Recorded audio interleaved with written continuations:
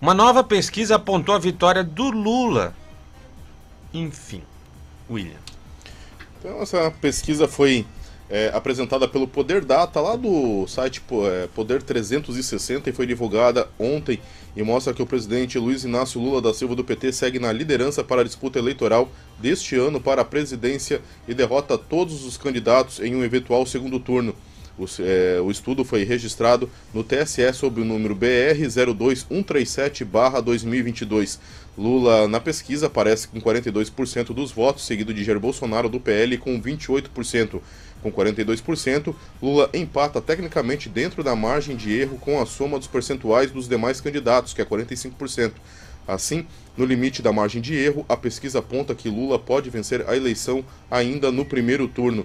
Sérgio Moro, do Podemos, é o terceiro colocado na simulação da disputa com 8% das intenções. Ciro Gomes, do PDT, é a opção de 3% dos entrevistados, enquanto João Dória, do PSDB, ficou com 2% das intenções de voto.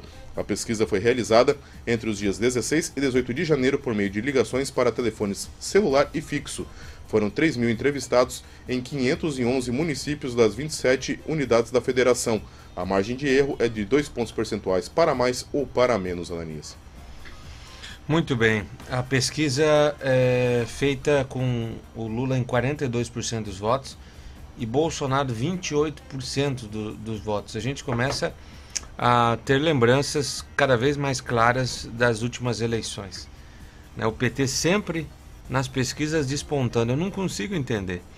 Aí depois a pesquisa perde, faz vergonheira, acaba a eleição, todo mundo vê nas urnas que é diferente.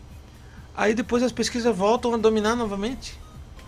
Aparecer como suporte científico do processo eleitoral. É evidente que é um fator psicológico, um fator que influencia e que tenta influenciar. Mas existe um outro lado que é importante destacar, mesmo que exista essa tentativa malfadada de influenciar a população, existe uma população que está cada vez mais se informando.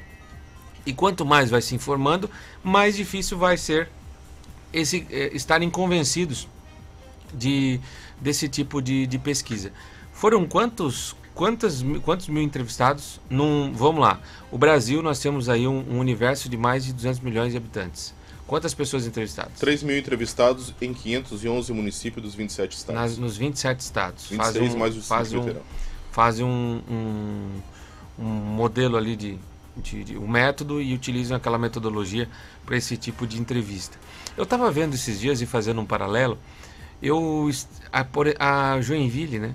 Estava vendo algumas outras pesquisas que fizeram, até daqui a pouquinho eu vou falar um exemplo de uma, e tem mais entrevistas às vezes do que uma pesquisa eleitoral. Ah, mas o método, a forma, mas é uma amostra bem pequena, considerando o tamanho do Brasil.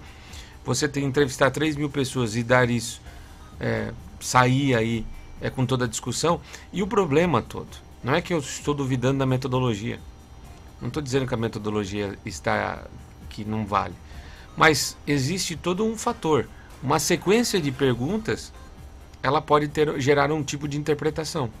Um tipo de metodologia pode gerar um tipo de resultado. Então, são vários fatores, N fatores, que influenciam uma pesquisa, e por isso que sempre questionam pesquisa eleitoral. Às vezes uma empresa contrata uma pesquisa, essa pesquisa, que é para a empresa, ela tem toda a estrutura daquilo que a empresa precisa, para entender o que é. Eu preciso saber da satisfação do cliente. Então existe um método específico para isso e eles vão buscar ser fiel a isso. Agora, uma pesquisa eleitoral, você nunca sabe quem é o cliente. Você nunca sabe quem é o verdadeiro interessado das pesquisas. E aí que mora o grande perigo. Quando você aí volta a repetir, Dilma Rousseff estando em primeira no Senado. Na disputa do Senado, quando no abrir das urnas, a população rechaçou ela. Quando você via Manuela Dávila eleita em Porto Alegre, ela foi rechaçada. Sempre falo isso, para relembrar o que é pesquisa. E aí você dizer que Bolsonaro tem 28% dos votos, é difícil de compreender diante do histórico e diante da realidade, né? E, sobretudo, alguns questionamentos que se fazem a quem faz a pesquisa que aqui também pode ser feito e poderia também utilizar o tempo para fazer esse tipo de questionamento.